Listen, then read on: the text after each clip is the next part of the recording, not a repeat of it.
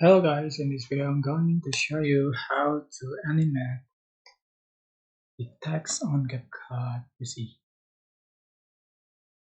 Alright, go to media and for example I'm going to select the black screen and I'm going to select text and select the full text and I'm just going to change for text, right?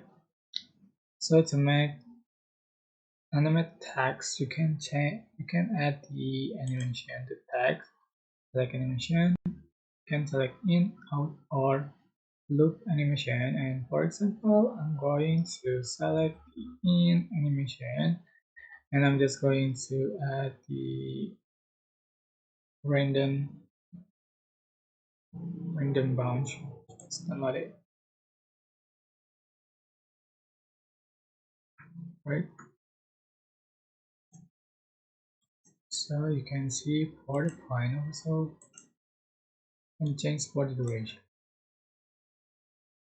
right?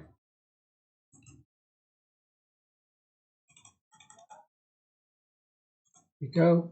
That's how you can add the animation to text in CapCut PC. I hope this tutorial was helpful for you. Don't forget to like, comment, share, and also subscribe.